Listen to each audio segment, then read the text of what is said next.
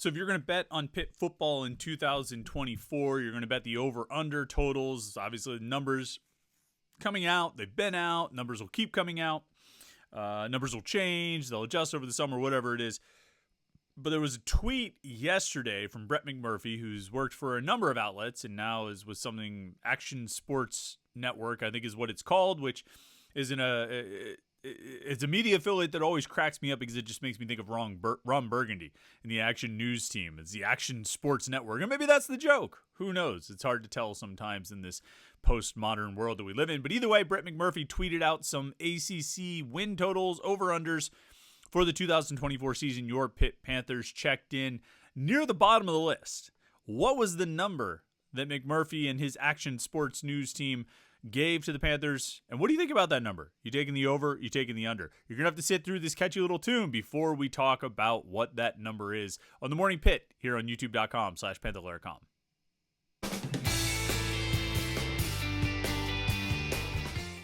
Boy, that's catchy, isn't it? I should make it longer than like 8 seconds or however long it is so it sticks in your head all day. That quick little rock riff to get your morning started here on the Morning Pitt on youtube.com/Panther-Lair.com. It's Wednesday.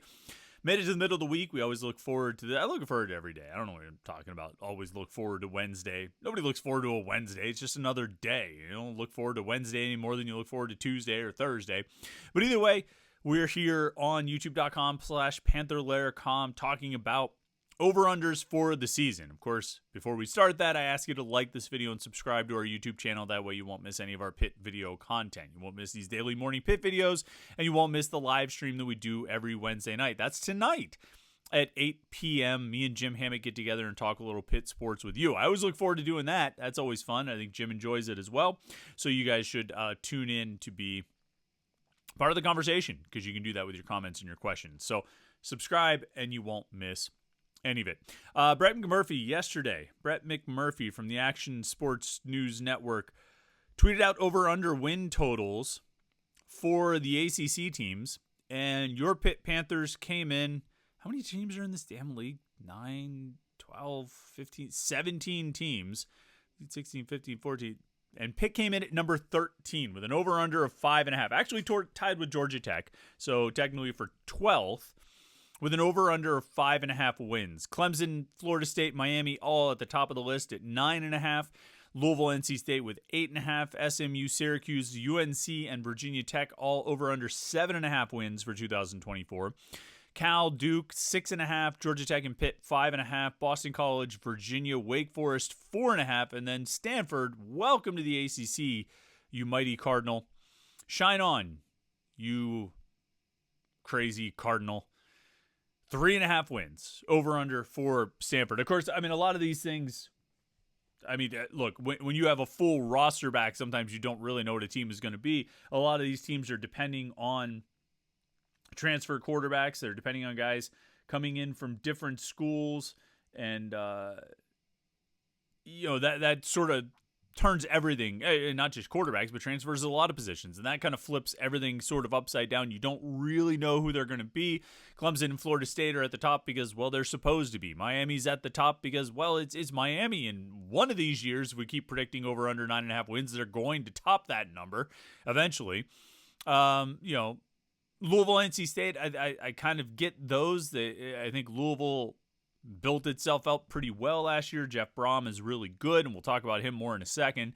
NC State with Grayson McCall coming in from Coastal Carolina, having a decent year last year. I think you can see why the expectations are high there.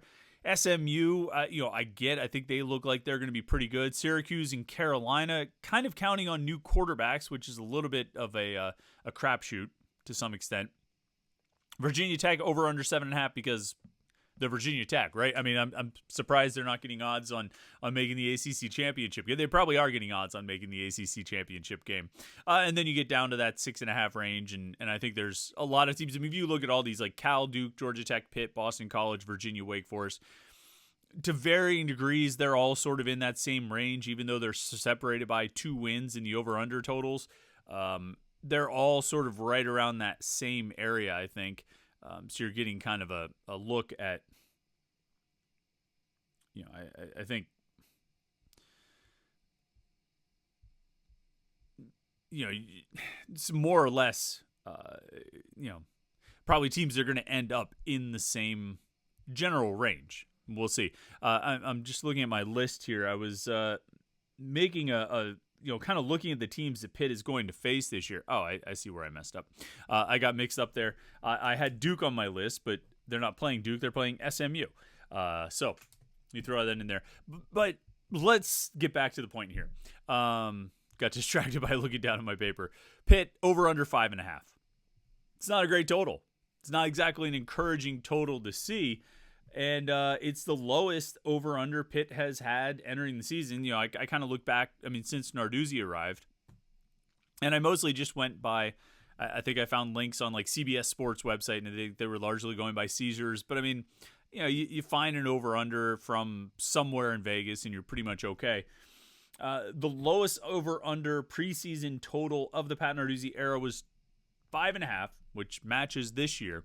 And that was 2018. Where they went on to go over the over-under. If you bet the over that year, you won. Plus, Pitt, of course, won the Coastal Division that year, made an appearance in the ACC Championship game. Ultimately, an unfulfilling season for most fans as they finished 7-7, but they did go 7-5 in the regular season. They did clear the over in addition to, like I say, winning the Coastal title.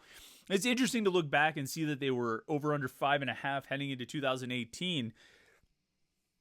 I think you always hold up, I always hold up 2008 and 2018 as sort of being similar sort of seasons, at least entering them, the perception and the offseason leading into it. Just like sort of 2007 and 2017 are similar. They were both 5-7 seasons that ended with big and surprising upsets over the number 2 team in the country. 2007, of course, a 13-9 game at West Virginia. 2017, beating Miami at Heinz Field.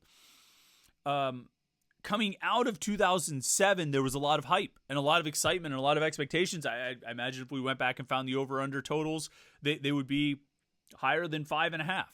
I think you would have been the pretty high projections for Pitt coming out of that 2007 season, coming out of the West Virginia game and heading into 2008 with LaShawn McCoy back, Bill Stahl returning, Scott McKillop on defense. All these guys, it looked like it was all heading in the right direction. And so it's interesting to see that coming out of 2017, Pitt was over under 5.5 heading into 2018, despite having a quarterback really have his breakout game in a signature win at the end of the 2017 season. So that's interesting. But of course, Pitt did clear. They hit the over on that one. And if you look over Pat Narduzzi's 9 seasons so far, this is year 10, but you look over his 9 seasons, he's hit the over 5 times. On the over-under win total. Now, they've gone under 3 times, and they pushed once, 2020, with the readjusted schedule, the readjusted 11-game schedule. They were projected, or the over-under win total was 6 wins, and they ended up winning 6. Times when they've won, 2015 and 2015, they were over-under was 6 wins. They won 8 games in the regular season that year. 2016, the over-under was 7 wins. They won 8 games in the regular season that year. 2018, as we talked about, over under 5.5, they won 7. 2019, over under was 6, they won 7. And then, of course, 2021, the over under was 7, and Pitt won 10 games in the regular season that year. It's all like over Narduzzi's 9 seasons, 7 out of the 9, previous 7 out of the 9, they've been projected to win 6 or 7 games. The over-under win total has been 6 or 7. The highest was in 2022, coming out of the 2021 season after all the hype from the ACC championship. They had an over-under of 8.5 wins, which they just missed on. They won 8 in the regular season. You got to remember that that's a regular season win total, not including the bowl game. And so they just missed on that. That was one of the L's on the over-under. They also, of course, had an L this past year, over-under 7 wins. They won 3. And then you go back to the 2017 season, over-under 7 wins, and they won 5. So Narduzzi 5-3-1 on, or the over on the win totals is 5-3-1 under Narduzzi. And so that brings us to our question. What's it going to be in 2024? What do you expect out of this team? Should they go over 5.5 wins? Should you bet Pitt to go over 5.5 wins on the 2024 schedule? Well, let's talk about the schedule. You obviously start with one big difference from last year is they have a pair of non-Power 4 conference opponents in the non-conference. This was different from last year. Last year they had Cincinnati, West Virginia, and Notre Dame. This year they have Cincinnati and West Virginia, but they have Kent State and Youngstown State. Now, I know nothing can be assumed. Nothing can be, you don't want to take anything for granted. You don't want to count your FCS teams before they've hatched. But let's assume Pitt beats Kent State and Youngstown State, okay? Now you need 4 wins from the other 10 to hit the over on this 5.5. All right. Cincinnati and West Virginia, I don't know what to expect. I don't know what the backyard brawl is going to be like at Acrisure Stadium. Cincinnati, I think they've got turnover, but I don't know what to expect. I've got a little bit more knowledge. I think we all have a little bit more knowledge about the ACC teams. So let's set aside Cincinnati and West Virginia just for a second. And look at the 8 conference games and see if we can find 4 wins to hit the over, okay? And obviously you're not going to limit yourself to just 6 wins this year. I think you'd like Pitt to do better than that, but let's just see about getting Pitt to the over on 5.5. So, non-conference all through September. They get a week off the weekend of the 28th, and then they dive headlong into the ACC schedule. Carolina on the road, Cal at home, Syracuse at home, SMU in Dallas, Virginia at home, Clemson at home, Louisville and Boston College both on the road to finish out the slate. So, what do you think about that group? In terms of the over-unders, as we said, Clemson is 9.5, Louisville is 8.5, SMU is 7.5, Syracuse and Carolina are also 7.5, Cal is 6.5, Boston College is 4.5, and Virginia is 4.5. So out of, and this is the over-unders according to Brett McMurphy's Action Sports News Network, 2 out of Pitt's 8 opponents have lower over-under totals. So that's not very encouraging. But let's pencil them in, okay? Let's pencil them in as wins. We're not taking this, obviously, if we're going to pencil these 2 teams in as wins because the over-under totals are lower than Pitt's, then I think that means we're penciling in the other 6 as losses. We're not going to go so far as that. But let's just pencil these in. Boston College is on the road. I think Virginia's at home. Is that what I just said to you? Yeah, Virginia's at home. Virginia has a quarterback situation they have to figure out. They have 2 guys who played last year. Neither one of them was all that great. Anthony Calandria and who is the other one? Tony Muskett. They both, Muskett played less than Calandria, but had 6 touchdowns and 5 interceptions. Calandria had 12 and 9, had 4.5% turnover-worthy plays, according to Pro Football Focus, and that's a stat we're going to come back to. Just kind of quarterbacks committing turnovers and almost committing turnovers. So they've got a decision to make there. They don't have a quarterback situation settled at Virginia, and so I'm a little bit skeptical of that. At Boston College, I really like Thomas Castellanos. I like that quarterback, maybe because I had him in a fantasy football league last year, but I mean, he's really good. Against Pitt, he might have been a little banged up. He went 13 of 25, threw for 171 yards, 1 touchdown and 2 picks. Carried the ball. He had 17 rushing attempts for 21 yards. There were sacks, obviously, as part of that, but not great numbers. And so I'm going to give Pitt the edge there. Let's pencil those in, okay? I know you can't take anything for granted, just like you can't take anything for granted with Kent State and Youngstown State, but Virginia and Boston College probably aren't going to be very good. Those situations don't look like they're really improving. Virginia might be a little better than they were last year. Boston College with a coaching change to Bill O'Brien, who did okay in 1 year at Penn State, right? Was he there 2 years? It doesn't matter. But he was there a very short period of time. But Penn State is a very different situation than Boston College.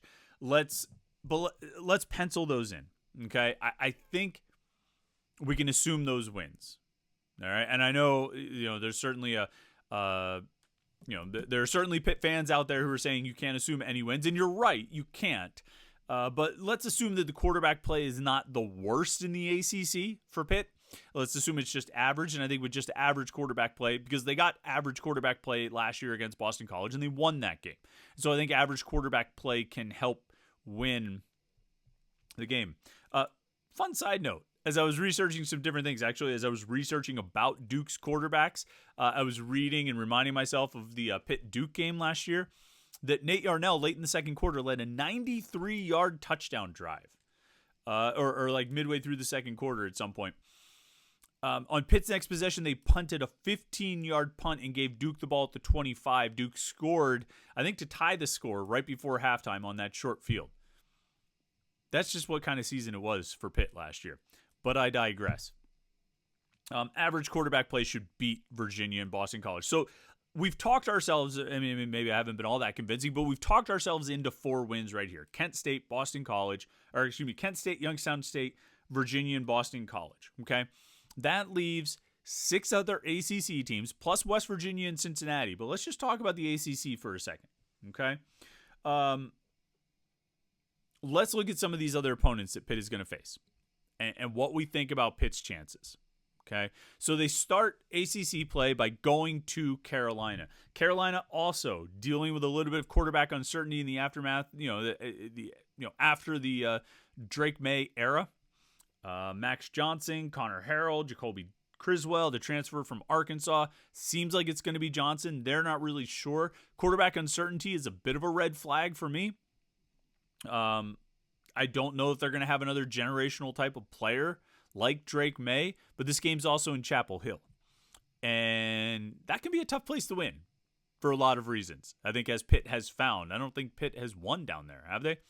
I don't think they've ever beat Carolina in Chapel Hill, which is an interesting coincidence. So let's set that one aside. Not sure about that. Cal, a week later, comes to Acrisure Stadium. Cal, with Fernando Mendoza at quarterback, played a bit last year, threw for 1,700 yards, 14 touchdowns, and 10 interceptions. And that turnover-worthy play percentage stat that Pro Football Focus keeps, like I said, I really looked at this a lot for comparing the ACC quarterbacks and then throwing Mendoza in here. His turnover-worthy play percentage is 5%, which would be among the 5 highest turnover-worthy play percentages in the ACC last year. Like, just slightly behind Christian Veer and higher than Phil Dracovic. In terms of percentage of plays where they're either throwing a pass or running the ball, where they put the ball in jeopardy. Veer was at 5.4, all right? And you know how many turnover issues he had last year? He was at 5.4%. Fernando Mendoza, the quarterback from Cal, who's going to travel across the country to play at Pitt in mid-October, was 5%. So just a shade behind Veer and Thomas Castellanos and a couple of quarterbacks from Wake Forest last year. So I don't know if I'm going to pencil that in as a win, but I think there's a real opportunity there. I don't know how good Cal is going to be. I know their over-under is 6.5. That's not that much difference from Pitt's 5.5. The next week, Syracuse. Syracuse on a Thursday night. It's actually 2 weeks later on a Thursday night. And Syracuse is going to be a tricky one because they added Kyle McCord as a quarterback this offseason as a transfer from Ohio State. McCord was pretty good last year. 3,100 yards, 24 touchdowns, 6 interceptions, a turnover-worthy percentage under 4%. But still a little bit high. A little bit higher than you would like to see, but almost 65%. I know Ohio State fans weren't real keen on Kyle McCord, but he put up some good numbers. And I think it's going to be interesting to see what Syracuse looks like in the first year under Fran Brown. I know he's recruited well. I know he's brought in transfers. It's not always easy to hit the ground running like that. You know, when you're picking up a situation that wasn't in great shape. I think there's a real opportunity for Pitt in that game. And really both of those games, Cal and Syracuse. Going to SMU is going to be tough. I think that's going to be one of the tougher games on the schedule this year at SMU on November 2nd. The week after that, Virginia comes to town. And then and we talked about that. The week after that, November 16th is Clemson. And Clemson just, on a talent level, should be better than Pitt, you would think. Quarterback-wise, though, they're going to have some interesting decisions to make. And I'm not sure how that's going to go.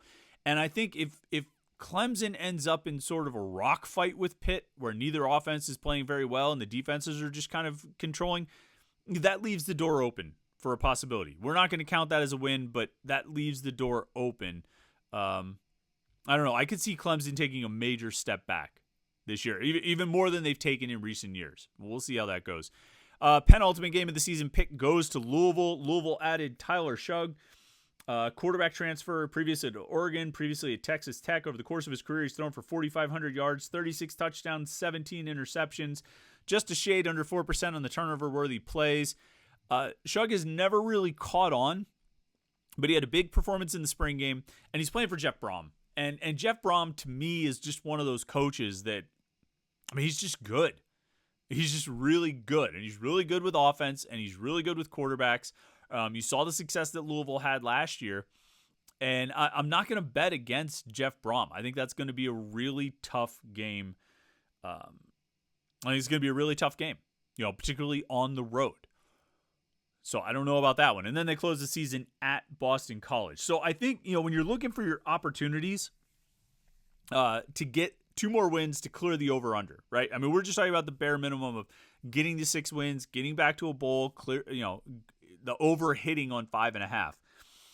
I think, Syracuse is one to circle. They have McCord, but we'll see. We'll see how that transition goes. What else do they have? Have they reloaded enough? I think Syracuse is an opportunity. I think Carolina down there is an opportunity, but it's going to be a tough one. I think Cal at Acrisure Stadium is the other one that I would really look at that you could potentially pencil in as a win for Pitt. So I guess what we're talking about here is the path to get to the over. The path to get to 6 wins. The path to get back to bowl eligibility and start sort of building back from that 3-9 season. And I think if you look at Kent State, Youngstown State, Virginia, Boston College, Syracuse, and Cal, that path is sort of laid out there with the lesser opportunities, but opportunities all the same against maybe Carolina, maybe Clemson here, and then those 2 other non-conference games, Cincinnati and West Virginia. The backyard brawl being here, Cincinnati being out at Nippert Stadium.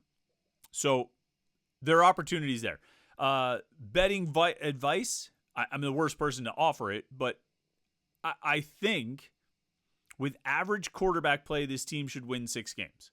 I don't think the schedule is terrible. I think there are plenty of opportunities along the way. We'll see who actually pans out with some of these quarterback situations.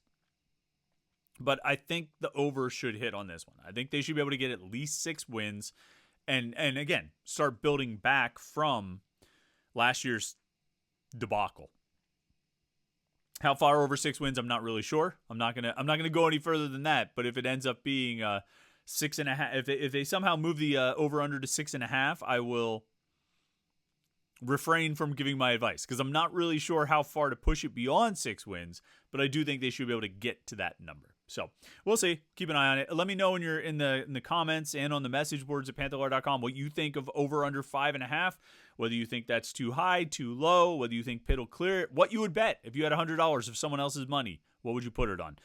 Or actually, no, $100 of your money. You're not betting anybody else's money because you'll just put it on over because it's not your money. Who cares? If you had $100, if you had your last $100, what would you put it on? All right.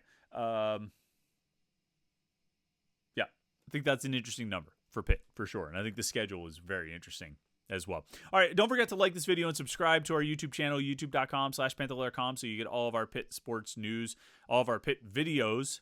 You never miss any of it. The Morning Pitt videos every day of the week, Monday through Friday, the weekly live show every Wednesday night, and then anything else that might be going on. Don't forget, we have our live show tonight at 8 o'clock right here on youtube.com/Panther-Lair.com, and we'll have that linked on the message boards at Panther-Lair.com. It's where the best online community of Pitt fans is hanging out. Panther-Lair.com, Pittsburgh.rivals.com. Make sure you come over and hang out and check it out for all the Pitt sports coverage and community. Thanks so much for tuning in today. Hope your week's been good so far. Hope you have a great Wednesday, and we will catch up with you tonight on the live stream and then tomorrow on the Morning Pit right here, youtube.com/Panther-Lair.com.